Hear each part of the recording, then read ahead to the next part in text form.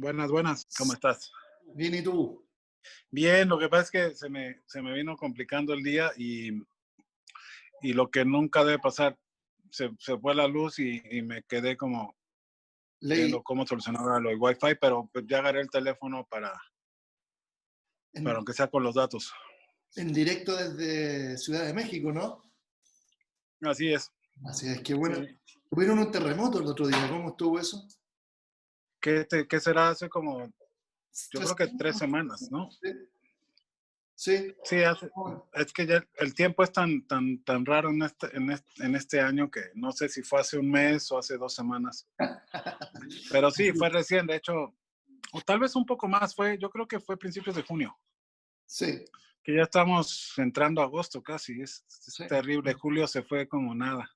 Increíble. Bueno, Salvador, primero que todo, Sí, yo acá tengo mis propios desafíos con la iluminación, pero estamos aquí en un canal independiente también. Te quiero agradecer acá, que estés acá en Tu Music Life para compartir tus experiencias, insights, consejos para la comunidad de músicos independientes. Yo llegué a ti. Bueno, antes pero que todo, para quienes nos ven, Salvador es director comercial de Intolerancia Records, que es uno de los principales sellos discográficos independientes de México.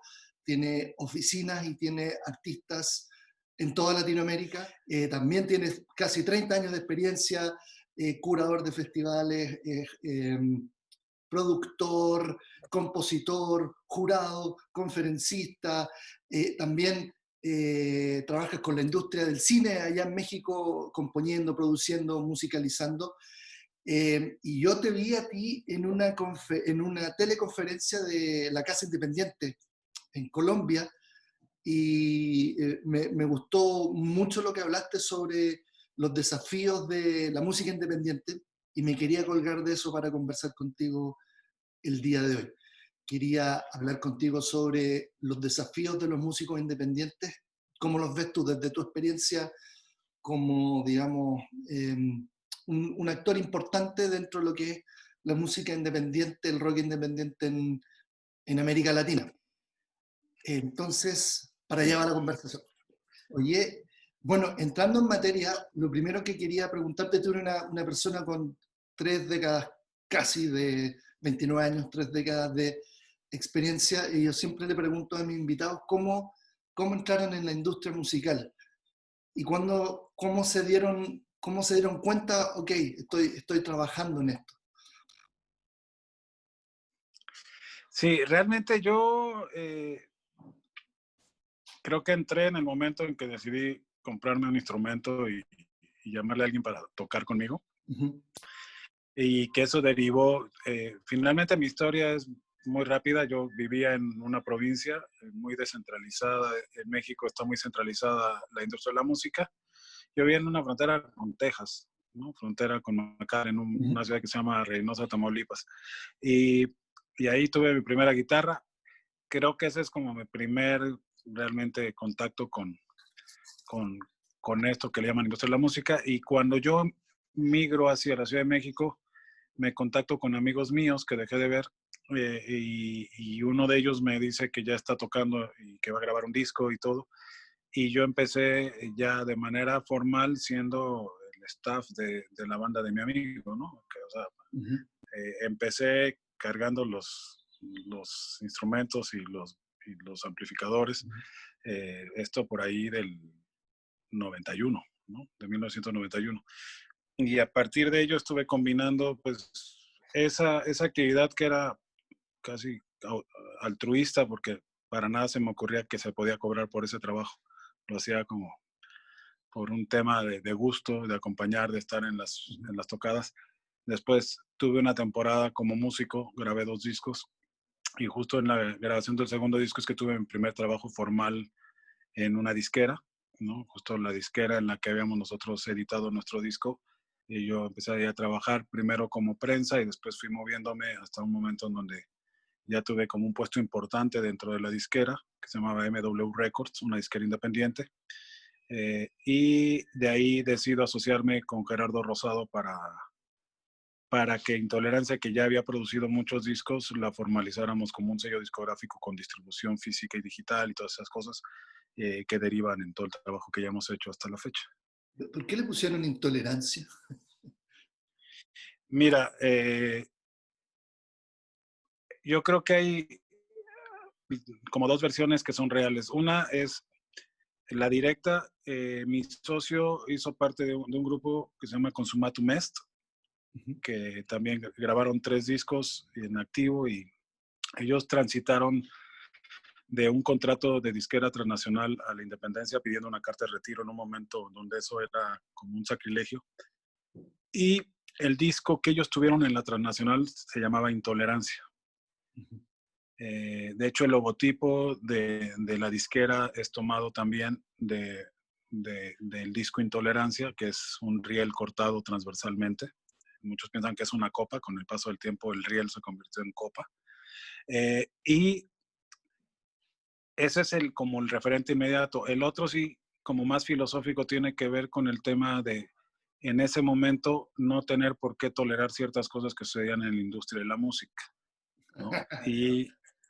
Y era como una respuesta desde un esfuerzo independiente de dar soluciones a artistas que no cabían dentro del criterio estético de las disqueras majors, ¿no? Y a partir de ello nos vino muy bien. Bueno, a Jerry y a sus socios en ese momento les vino muy bien. Como te comento, ese nombre nace en el momento en donde Intolerancia funcionaba más como una productora de discos que como una disquera, ¿no? Ya es cuando nos asociamos, que ya tenía el nombre, me asocio con ellos, y le damos vida a esta Intolerancia en su segunda parte, que ya tenía pues ya más claro todo el tema de la distribución, todo el tema del apoyo a los artistas, de colaborar en giras, en fin, ya se amplió más el trabajo del sello.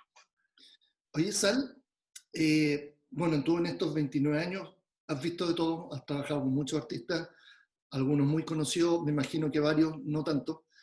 Y bueno, has sido testigo también de primera línea de todos los cambios que han habido. O sea, tú empezaste cuando todavía la industria musical era, digamos, quiero decir, todavía los artistas podían ganar platas con discos de vinilo en el fondo. Y 30 años más tarde estamos en otro paradigma. Te quería preguntar, si tú fueras un artista que está tratando de surgir hoy, quizás ya tienes uno o dos discos editados, has tenido un par de giras por aquí o por allá, ¿qué harías distinto? ¿O cómo enfrentarías esta nueva realidad de la industria musical? No, es una pregunta como muy compleja, ¿cierto? Yo creo que difícilmente, no sé, quiero pensar siempre que uno es el resultado de las decisiones que ha tomado, ¿no? Y que también la historia humana es resultado pues, sí, básicamente de su irrepetible historia, ¿no?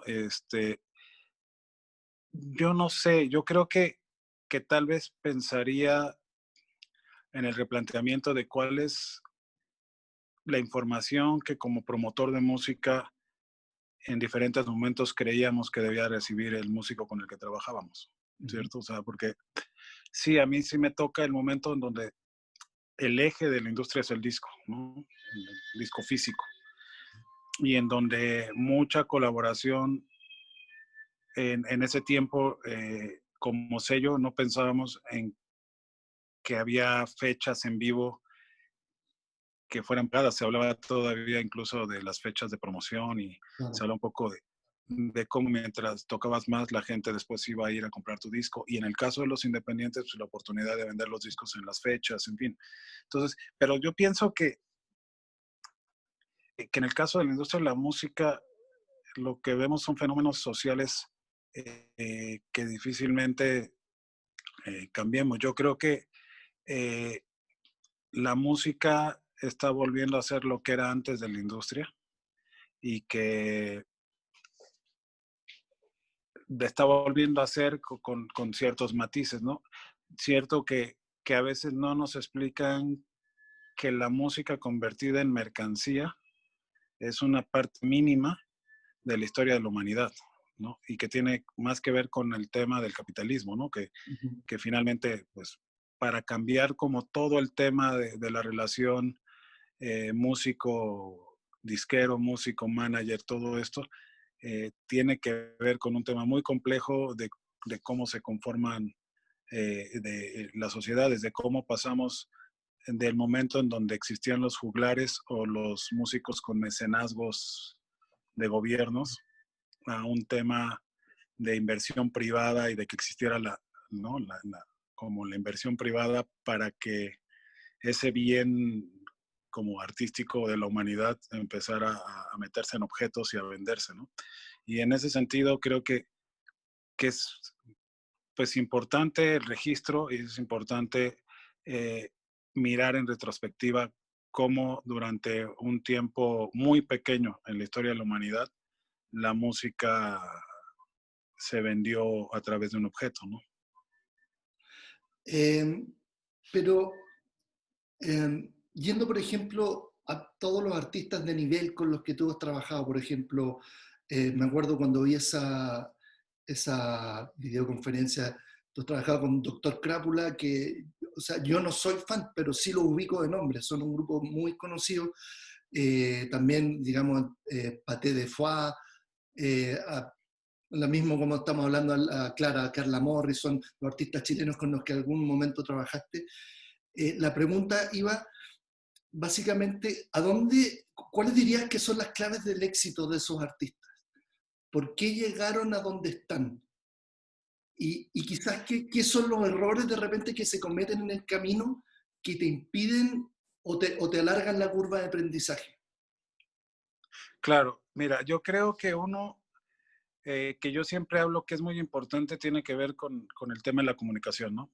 O Ujú. sea, creo que los artistas que tú mencionaste son artistas que, que tienen una capacidad de comunicación muy grande, ¿no? Que no solamente informan, sus canciones no son informativas, sus canciones son comunicadoras, por decirlo de alguna manera. Creo que es proyectos que al público le hacen sentirse entendido, ¿no? Ujú. Que no los veo como proyectos como demasiado dictatoriales, por decirlo de alguna manera, ¿no? No son... Ujú. eh, y yo siempre he pensado que la música es un lenguaje y que el lenguaje tiene que transmitirse y tiene que, ¿no? Si haces música y no logras comunicar, algo está fallando, ¿no? Porque el objetivo principal de la música es comunicar como un lenguaje. Esa es mi postura respecto a cualquier artista. Ujú. Y creo que a partir de ello, sí siempre hago una recomendación a los músicos que revisen ese lado, de no confundir una letra con comunicación. La letra solo es información vertida en un papel, ¿no? Y después puede ser información cantada. El tema es que no siempre la emisión logra un objetivo, ¿no? Y creo que un esfuerzo muy grande en el trabajo de los proyectos de música es que mientras el proyecto de música más logra que haya una relación emisor-receptor, receptor-emisor y que el emisor se convierta en receptor y ese tipo que nos lo enseñan en el colegio, ¿no? En las clases de comunicación, en donde muy claramente nos dicen, si no hay emisor-receptor y después te vuelves el receptor, no hay comunicación. Entonces creo que eso abre un debate muy importante respecto a quién le llegas, cómo le llegas y si el objetivo del proyecto es perfecto como en el tema de la interpretación y la ejecución y la afinación, pero no transmite nada, ¿no? Y ahí es donde yo creo que tocamos ese tema que para mí es sustancial hablar con los músicos cuando trabajo con ellos, de cómo hacer que los proyectos comuniquen. Evidentemente tú mencionaste algunos proyectos que no les enseñamos eso, sino que nos enseñaron a nosotros como promotores la importancia que era el comunicar, ¿no? La importancia que tiene que aunque repitas dos veces el mismo plan y la misma estrategia y vaya dirigido a las mismas personas, unos logran más impacto que otros. Y ese es como un tema de reflexión importante de por qué dos artistas tocando exactamente lo mismo, el público recibe cosas diferentes, ¿no? Qué bueno. Y a partir de proyectos como los que dices que nosotros decíamos, claro, es que hay artistas que escriben algo y reciben respuestas inmediatas. Y hay artistas que escriben eso mismo y nadie les responde, ¿no? Arriba del escenario, en redes sociales. Entonces, empezar a meterse un poco en la necesidad de entender que para mí el gran éxito que puede tener un músico es su capacidad de comunicar, ¿no? Ese Eh, es el tema. Eso me lleva a algo que han mencionado otros, que me han mencionado eh, algunos músicos, han mencionado otros invitados al podcast, eh, que yo he tocado en otras conversaciones, que es el tema de que un poco marketinero o marquetero, si tú quieres, lo que voy a decir, pero es saber quién te escucha, como encontrar tu nicho que resuena con lo que tú quieres decir. ¿Puede ir para allá lo que acabas de decir o no? Claro, lo que pasa es que yo siempre quiero poner ejemplos, pero eh, yo creo, y lo hemos visto en estos momentos de encierro que hemos tenido muchos, eh, cómo lo que nos ha mantenido a muchas personas como en juicio es poder seguir comunicarnos unos con otros, ¿no? O Sí. sea, quién sabe qué hubiera sido de esta epidemia si no tuviéramos internet, ¿no? ¿No? Entonces, de alguna manera, así como tú y yo podemos estar teniendo comunicación con cuántos, 8,000 kilómetros de distancia, no sé, pero me imagino que por ahí. Eh, cuando piensas en, te voy a poner un ejemplo que para mí es muy importante. No hay un músico que creo que trascienda mucho en la industria si no tiene nada que decir. Ujú. Entonces, ese es el primer paso, ¿no? O sea, tener algo que decir es una premisa. Es como igual para un escritor, igual para un escultor, tiene que haber una premisa. Eh, y creo que a partir de ello, el tema también es que tiene que haber un interlocutor claro, ¿no? Si no sabes lo que tienes que decir, a quién se lo quieres decir, es muy complicado, ¿no? O sea, si tú dices, es que lo que yo tengo que decir es algo que tiene que escuchar todo el mundo, tienes que pensar cuáles son los recursos que tienes para que todo el mundo te escuche y en cuánto tiempo quieres que suceda. Entonces, de ahí es donde empieza yo creo que a tener la importancia del tema del de voz en voz y del nicho y de que vayas encontrando de primera instancia en lo que está alrededor tuyo quiénes son aquellos que entienden muy bien tu lenguaje en la música, aquellos que comparten tu visión del mundo a través de la música, en fin, hay toda una serie de cosas que creo que son muy importantes alrededor y que cuando ya lo sabes también tengas que definir el tono en el que quieres decírselo. Ujú. Entonces, hay toda una serie de cosas que arriba del escenario decidiste, que a la hora de hacer canciones decidiste el tipo de palabras que vas a usar, el tipo de tonos, si son menores, si son mayores, en fin, todo eso influye, ¿no? Y después a quién se lo vas a decir y cómo se lo vas a decir, cuáles son los mecanismos que utilizas para llegar a ellos. Entonces, se empieza a volver ahí como la suma de las cosas de cómo va construyendo uno esa propia receta del proyecto propio para ir encontrando cada vez mayor interlocución, porque creo que el objetivo ni siquiera se encuentra en las palabras que se han usado tanto que tienen que ver con el éxito, las ventas y esas cosas. Según yo, tiene que ver que la derrama del éxito o la derrama del dinero siempre son una consecuencia y derivado de la comunicación con el otro. Mientras más te comunicas con el otro y te pones de acuerdo con el otro, más es posible que te sigan, más es posible que te quieran ver, más es posible que te quieran escuchar y más les va a importar lo que tienes que decir.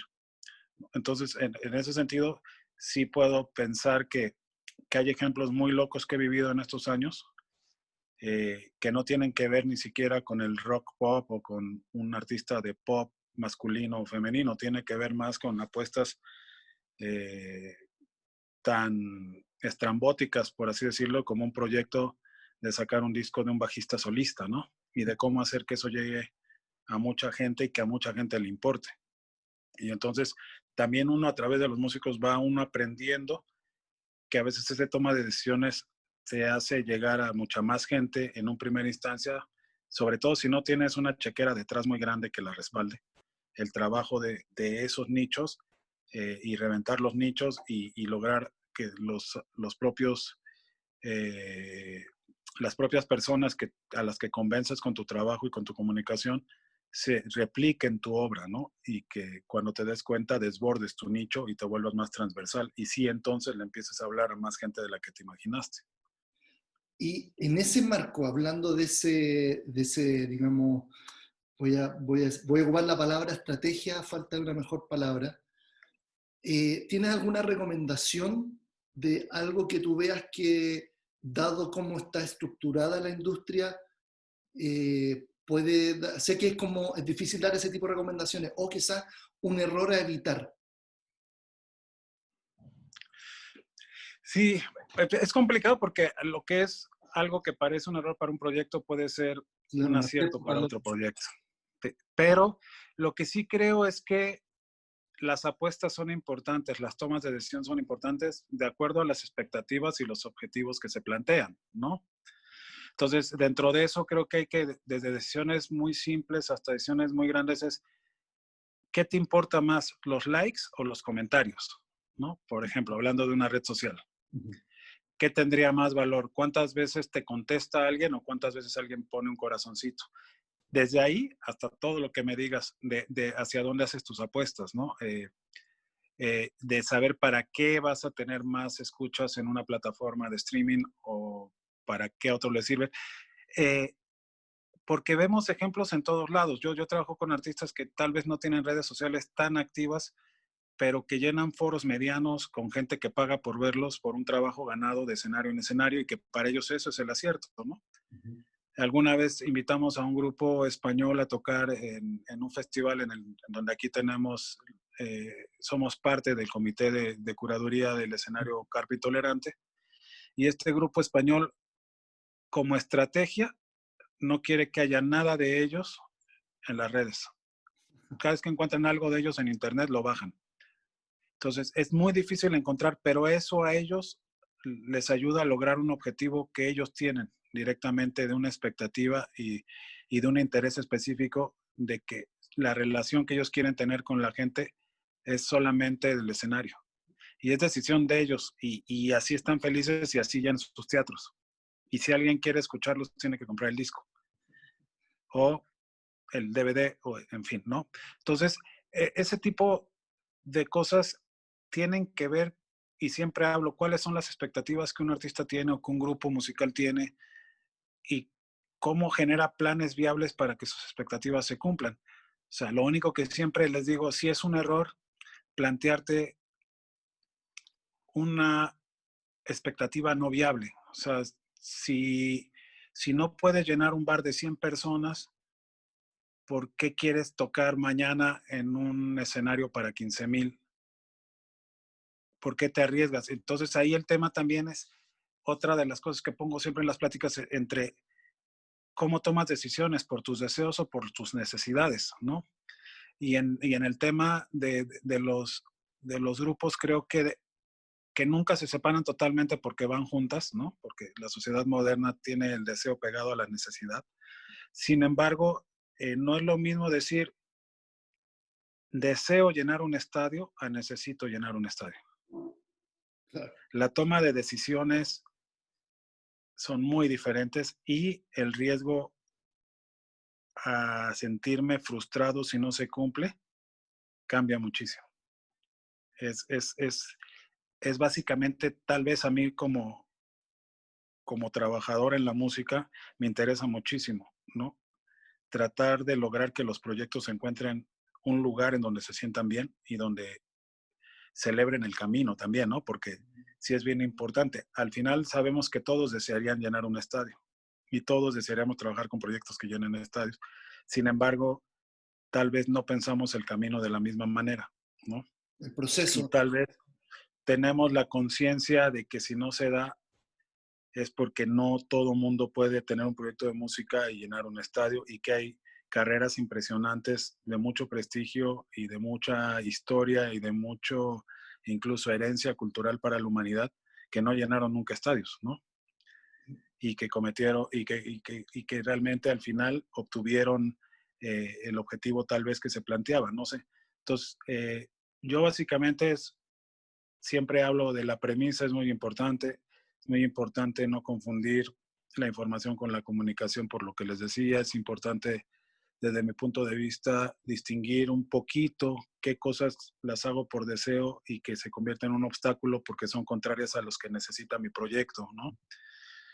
Podemos poner ejemplo la diferencia que existe entre un artista que saca un disco cuando el fan se sabe todas las canciones y que cuando lo compra porque quiere oír todas esas canciones grabadas en su casa, cuando hablábamos de discos, o cuando ya lo sacaste en plataformas y lo grabaste, el fan va corriendo porque se lo sabe todo. Es el trabajo y estrategia de promoción y de lanzamiento de un disco así es muy diferente desde la independencia a si un grupo sin fans decide sacar un disco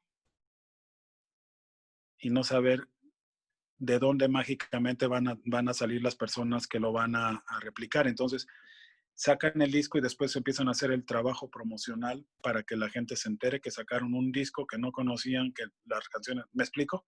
Sí. Entonces, son dos apuestas de dos lugares diferentes que tienen que asumir como responsabilidad los músicos, ¿no? No pueden quejarse por tomar una decisión esperando que pase lo que debería pasar si hubieran tomado la decisión contraria, ¿no? Si quieren que en cuanto salga tu disco toda la gente las canten, trabaja tu música, dala a conocer, ¿no? O sea, espera un momento. Entonces, no es lo mismo desear hacer un disco que necesitar hacer un disco, ¿no? Y cuando eran los discos físicos, pues mayormente, ¿no? Si alguien ya en cada tocada le piden discos y no tiene, pues necesita tener un disco. ¿Aló? Entonces, por ahí es un poco pues lo más resumido sin caer en una receta porque todos los proyectos son diferentes, ¿no? Ujú. Oye, me quedan dos preguntas. Desde las áreas que ahora componen, o las áreas claves que ahora componen la industria musical, ¿crees tú que hay alguna, por ejemplo, estoy hablando de quizás entender bien el streaming o entender bien cómo funciona esto de planificar un disco eh, a nivel estratégico? ¿Qué quiero para ver qué tengo que hacer, etcétera? El tema de la relación con los sellos, el derecho de autor, etcétera. Todo ese tipo de cosas que están como en el back office de un proyecto. En tu experiencia y sobre todo ahora, ¿hay alguna de esas áreas o ámbitos que tú crees que, nuevamente, no hay recetas, pero que tú creas que los músicos independientes deban ponerle más atención, procurar tratar de entender lo básico para mejorar las chances de éxito? Pues yo creo que cada vez, yo lo platicaba en varias ocasiones, creo que es decisión de un proyecto de música ser adolescente o ser adulto, ¿no? Y esto radica mucho en la conciencia, en el trabajo, radica mucho en la autogestión, la autosuficiencia, radica en el conocimiento del entorno, ¿no? Entonces, muchas veces sí nos enfrentamos con proyectos que tienen mucho tiempo, que adolecen, ¿no? En el sentido positivo de la palabra, Sí. no tiene que ver con la idea que nos llega inmediatamente a la adolescencia, tiene que ver con el tema de que adolecen de muchas cosas por una falta de conciencia de cómo funciona todo. Y que mientras más información pueden tener, más argumentos para defenderse tengan y más decisiones van a hacer para que, pues esa palabra odiosa que es madure, pues de alguna manera un proyecto pase de estar muy verde a tener cierto tipo de madurez, ¿no? Y se vaya consolidando en una trayectoria. Por eso creo que no es una cosa en específica, sino como una actitud del músico respecto a su necesidad de conocer, ¿no? Creo que no, un músico independiente no puede decir, yo lo que tengo que hacer son canciones y no más, Ujú. ¿no? Creo que si eres músico independiente y asumes tu responsabilidad, tienes que empezar diciendo, uy, es una decisión, es una voluntad personal que defendí frente a cualquier obstáculo de que incluso me exigieran ser médico, ¿no? O X, o tuve que trabajar para poder mantener mi carrera de músico, o tuve que hacer dos carreras, en fin. Pero en general, lo que encontramos en las sociedades capitalistas es que el ser un músico es una voluntad propia que enfrenta muchos obstáculos. Entonces, si esa conciencia no se pierde nunca, ¿no? Si no cae en el tema de adolecer por lo que el mundo no está dando, se da el primer paso. Y para mí es el conocimiento el que lo permite. Si tú me dices que eres un músico y no sabes nada sobre la ley autoral de tu país, deberías saberlo, ¿no? Para que sepas qué estás aceptando o qué no estás aceptando de aquel que está distribuyendo tu música, ¿no? O de aquel que te ofrece una sincronización para una serie o para una película. Creo que no es que tengas que estudiar una carrera de eso, pero sí creo que hay muchos lugares y muchos asesores y muchas conferencias y mucha información alrededor de eso que está a la mano del músico, ¿no? Como te decía, en el internet hay cualquier cantidad de asesorías serias, hay que saber escoger y discernir, ¿no?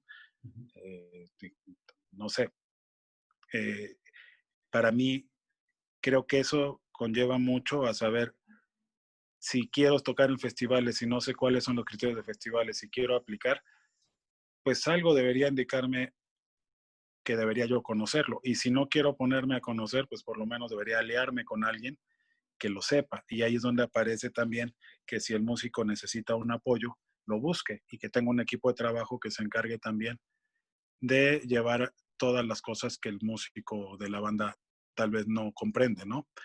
Eh, yo lo que te digo es que finalmente lo único que sucede es que no puede, o sea, se tiene que borrar mucho la idea de la culpa, ¿no? De culpar al otro por ciertas circunstancias. Sabemos que de por sí sí existen muchos obstáculos, inconvenientes. Podemos hablar en América Latina generalizado el tema de la búsqueda de espacios para tocar, la búsqueda de espacios para sonar en la radio, de espacios de medios, que también va acompañada de la lucha de muchos medios independientes que están hombro a hombro llegando a la gente, que sabemos que también hay muchos festivales que abren sus espacios a los músicos independientes, o sea, también entender que así como existen todos los obstáculos que existen para cualquier profesionista, también existen, perdón, un montón de brazos que acompañan, ¿no?